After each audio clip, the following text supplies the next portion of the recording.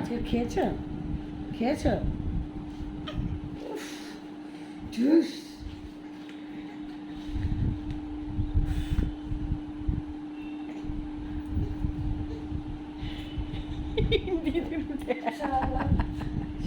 ধীরে ধীরে খেয়ে দিলে ভাই।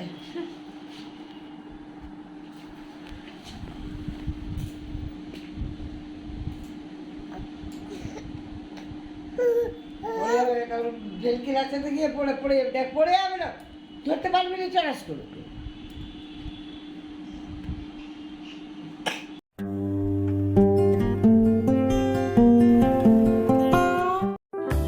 গুড মর্নিং বন্ধুরা, কেমন আছো তোমরা সবাই? আশা করি সবাই ভীষণ ভালো আছো, সুস্থ আছো। আমি প্রিয়াঙ্কা চলে এসেছি আরও একটা সুন্দর ব্লগ নিয়ে।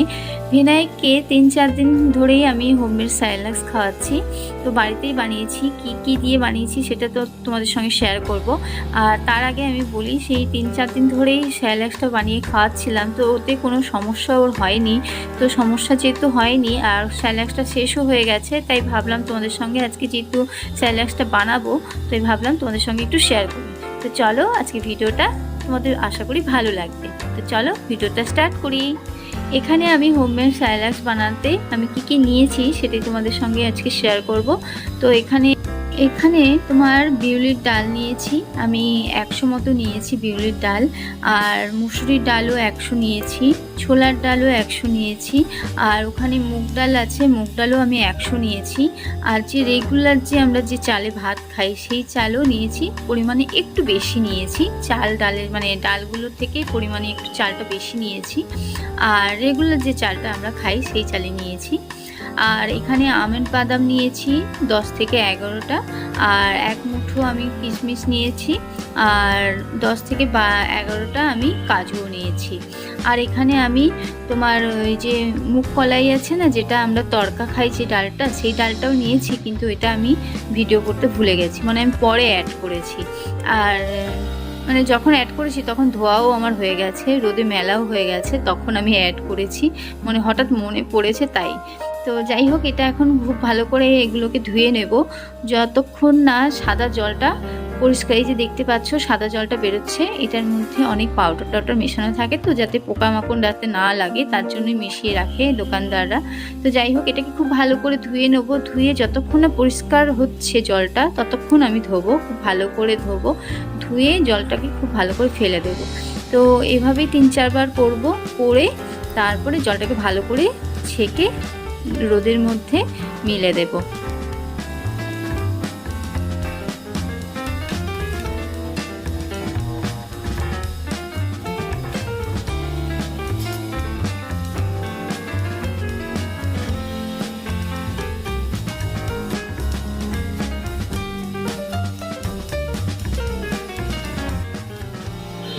এবারে আমি রোদ্রে পরিষ্কার একটা কাপড় বিছিয়ে দিয়েছি, তার মধ্যে জল ঝরিয়ে এবারে আমি এগুলোকে খুব ভালো করে মিলে দেব, যতক্ষণ না একদম শুকিয়ে যাচ্ছে ততক্ষণ রোদে মেলা থাকবে।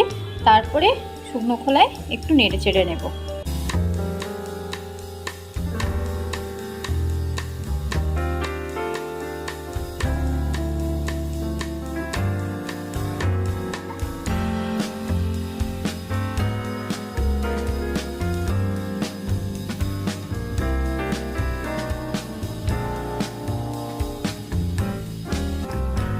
শুকনো খোলায় এটাকে একটু হালকা ভেজে নেব, কারণ এই কারণে ভেজে নিচ্ছি, যদি হালকা ভেজা ভেজা ভাব থাকে তাহলে তোমার জিনিসটা নষ্ট হয়ে যাবে, গুঁড়ো করার পর তুমি বেশি দিন রাখতেও পারবে না।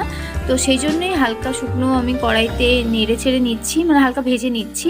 আর হালকা ভেজে নিলে তুমি বাইরে যদি গুঁড়োটা রেখেও দাও তাহলে নষ্ট হবে না, তার জন্যই ভাজাটা। তো এখানে হালকাই ভাজবো, বেশি ভাজবো না, হালকা ভেজে খুব ভালো করে একদম পাউডার ফর্মে করে নেব, মিক্সিতে গুঁড়ো করে নেব। তো গুঁড়ো করার পর আমি স্টোর করব। তো ভাজা হয়ে গেছে, এবারে মিক্সিতে আমি এগুলোকে গুঁড়ো করব, ভালো করে গুঁড়ো করে তারপরে খুব ভালো করে চেলে নেব।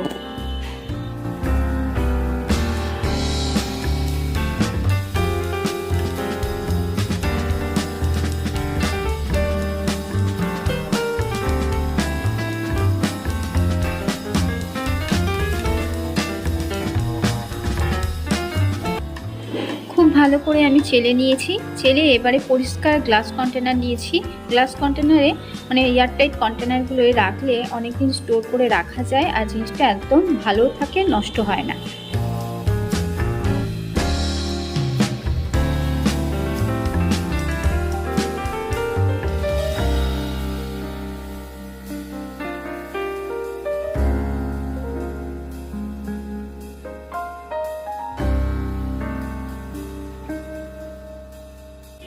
হোমমেড স্যালাডস রেডি হয়ে গেছে। আমি 3টে কন্টেনারে ভরেও নিয়েছি।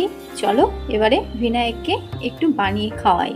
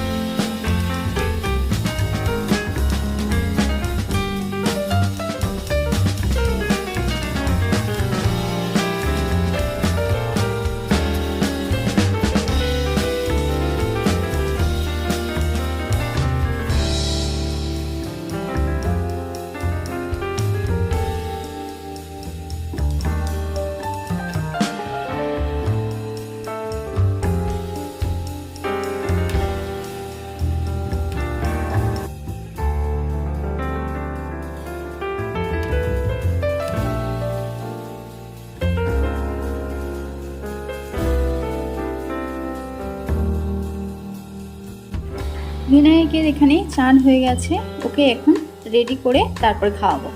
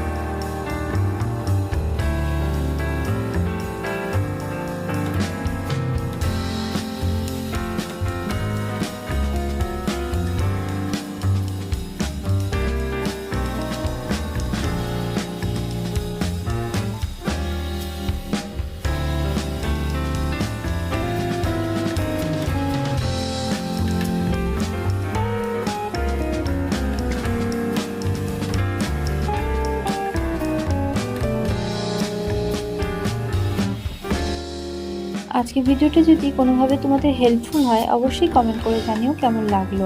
তাহলে আমার চ্যানেলটাকে সাবস্ক্রাইব করো, সাপোর্ট করো এরকম সুন্দর সুন্দর ভিডিও দেখার জন্য। তো চলো আজকের মতো tata, love you all, good night, by.